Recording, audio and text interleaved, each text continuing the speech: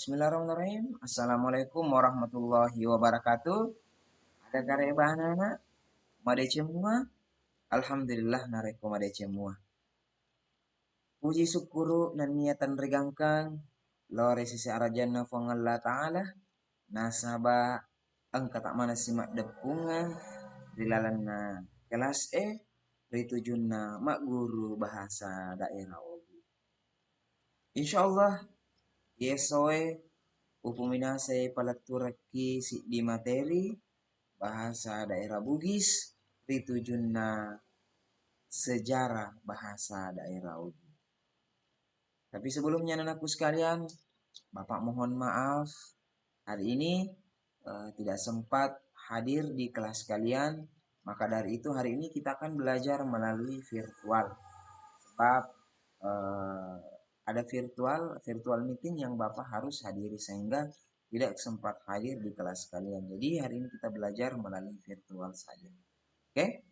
Tapi sebelumnya anak-anakku sekalian, mari sebelum kita masuk ke materi awal, mari kita flashback kembali, menyimak kembali tentang begitu besar budaya kita yang ada di Sulawesi Selatan, khususnya budaya orang Bugis. Oke, tanpa berpanjang lebar, mari kita menyimak. Let's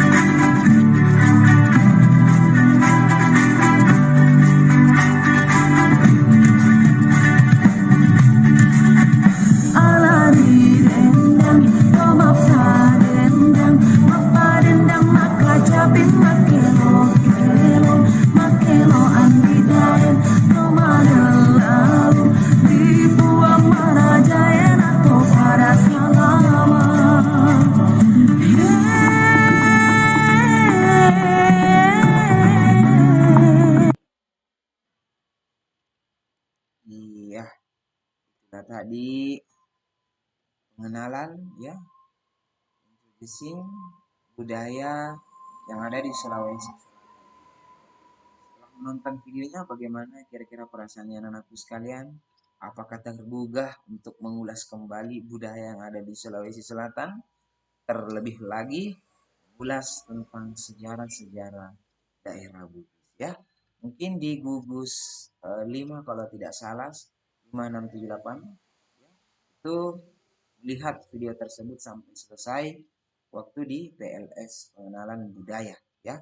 Oke, tanpa berpanjang lebar, mari kita masuk ke materi inti hari ini. Sejarah bahasa daerah Bugis. Bahasa Ogi ya, atau bahasa Bugis berasal dari kata Deutro Melayu atau Melayu Muda. Jadi bahasa Bugis itu berasal dari kata Deutro Melayu atau Melayu Muda yang masuk ke Nusantara melalui gelombang imigrasi pertama Asia, tepatnya di Yunan. Ingat, ini bukan Yunani tapi Yunan. Di bahasa Bugis itu masuk ke Nusantara setelah gelombang imigrasi pertama Asia, tepatnya di Yunan ya. Kemudian kata Bugis sendiri sebenarnya berasal dari kata Tougi yang artinya orang Bugis. Jadi penamaan kata Bugis itu sendiri itu berasal dari kata Tougi yang artinya orang Bugis. Itu penamaannya, filosofi penamaannya bahasa Bugis itu adalah berasal dari kata Tougi. Asal yang berarti adalah orang Bugis. Kemudian penamaan Ugi sendiri itu merujuk pada raja pertama kerajaan Cina. Di penamaan Ugi itu sendiri, penamaan Bugis itu sendiri itu merujuk pada raja pertama kerajaan Cina.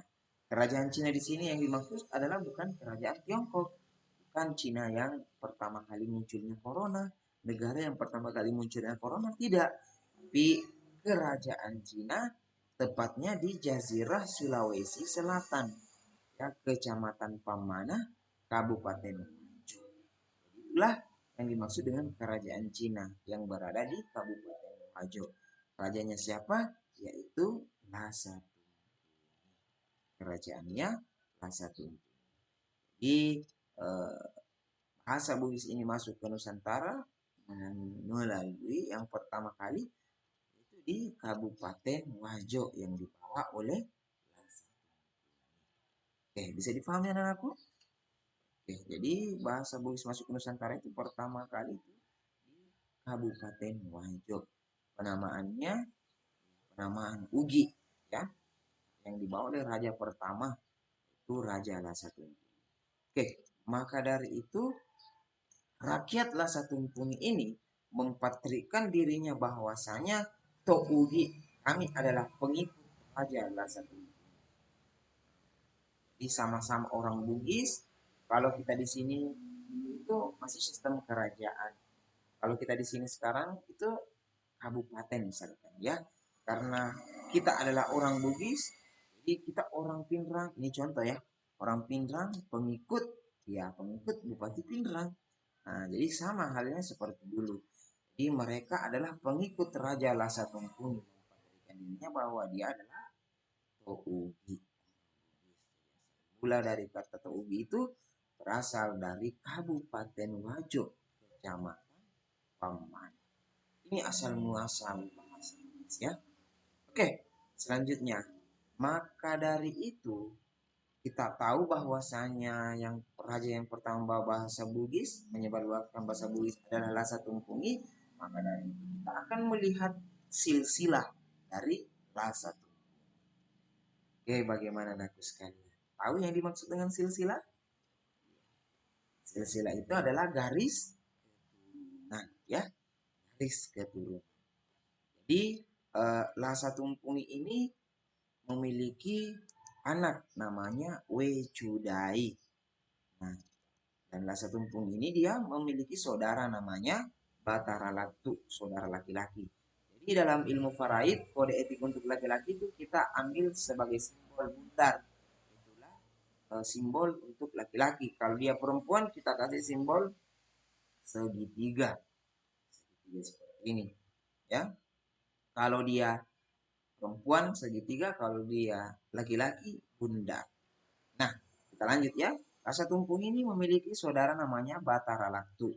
Dan Batara Latu ini memiliki anak namanya Saweri Gading. Saya pikir anak-anakku sekalian, kata Saweri Gading ini tidak asing di telinga kalian. Mungkin ada pernah mendengar hikayat atau cerita daripada Saweri Gading. Jadi kalau kita lihat silsilah, Saweri Gading ini dia sepupu satu kali dengan Wecudai. Nah, setelah itu Saweri Gading ini menikah dengan Wecudai. Jadi Saweri Gading dengan Wecudai ini menikah. Jadi Saweri Gading sepupu satu kali dengan Wecudai. Dahulu kala orang ketika garis keturunannya ingin tidak terputus, maka biasanya mereka menikahkan sesamanya sepupu agar garis keturunannya ini tidak terputus.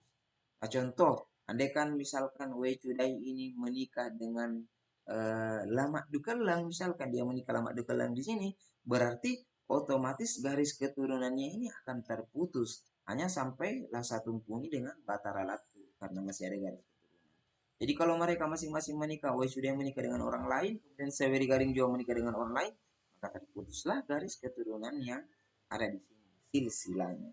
Maka dari itu orang dahulu kala menikahkan sesamanya agar garis keturunan mereka kuat, ya, silsilah mereka. Bisa dipahami anakku? Oke, bisa dipahami, kita lanjut ya. Ya, Saweri Gading ini Wecudai memiliki anak namanya Lagaligo. Nah, pasti Lagaligo ini tidak asing lagi di telinganya anak-anakku sekalian. Karena Lagaligo ini sering muncul dalam buku-buku sejarah, sering muncul dalam karya-karya sastra. Nah, Lagaligo inilah orang yang pertama membuat 9.000 karya sastra. Luar biasa sekali Lagaligo ini. Sampai-sampai sastrawan-sastrawan asing itu belajar dari buku Lagaligo. Nah, kemudian Lagaligo ini juga namanya dijadikan sebagai Museum Lagaligo. Nah, anak-anakku sekalian kalau ingin lebih tahu tentang sastranya Lagaligo, silahkan jalan-jalan ke museumnya Lagaligo. Itu banyak karya-karya sastra yang dihasilkan oleh Lagaligo. Coba bayangkan, orang asing saja, sastrawan asing saja, mereka mau belajar terhadap budayanya kita, sastranya kita, mau belajar tentang Lagaligo. Kita yang asli orang Bugis. Berbicara tentang asli orang Bugis, mari kita lanjutkan di materi. Nah, kalau tadi Lasa Tumpuni ini adalah orang yang membawa bahasa Bugis, penamaan bahasa Bugis, nah menurun ke cucunya, nah, Lagaligo. Maka dari itu kita mau melihat perkembangan daripada Lagaligo ini. Lagaligo berkembang buat aksara atau bahasa. Lagaligo lah yang membuat aksara atau bahasa. Kemudian buat kerajaan lain. Kerajaan apa yang dibentuk Lagaligo? Pertama adalah kerajaan Luwu, kerajaan Bone, kerajaan Wajo, kerajaan Supa, dan kerajaan Sopeng serta kerajaan Sipura. Jadi inilah ya kerajaan yang dibuat oleh Lagaligo dan dijadikan sebagai asli orang Bugis. Inilah kerajaan-kerajaan yang asli orang Bugis. Sebab Lagaligo membentuknya melalui kerajaan. Atau kita biasa lihat kerajaan Supa dan Sawita atau biasa kita kenal dengan Pinrang. Nah, tidak hanya sampai di situ, Lagaligo juga menyebarluaskan bahasa daerah itu tidak hanya membentuk kerajaan, tapi juga melangsungkan pernikahan orang Bugis. Pernikahan orang Bugis dengan orang Makassar. Sehingga lahirlah bahasa Bugis di Pangkep, lahirlah bahasa Bugis di Baru, di Goa, di Takalar, di Takalar, di Bulukumba, karena melangsungkan pernikahan orang Bugis dengan orang Makassar. Karena mayoritas orang Goa adalah orang Makassar. Karena melangsungkan pernikahan sehingga lahirlah keturunan Bugis juga di Goa. Kemudian melangsungkan pernikahan orang Bugis dengan orang Mandar. Sehingga lahirlah orang Bugis di Polewali, lahirlah orang Bugis di Jene, dan lahirlah orang Bugis di Mamuju. Jadi Lagaligo tidak hanya membuat kerajaan lain untuk menyebarluaskan bahasa, tapi juga dia menyebarluaskan bahasa melalui pernikahan. Sekali. Kalau kita mau lihat telusuri silsilah sesuai dengan garis keturunan, bahwasanya keturunan inilah yang asli orang Bugis karena dalam menggunakan sistem kerajaan Luwu, kerajaan Bone, kerajaan Wajo, kerajaan Supa, Sawita, kerajaan Sopeng dan ya kita adalah asli. Dapat dipahami anak-anakku sekalian?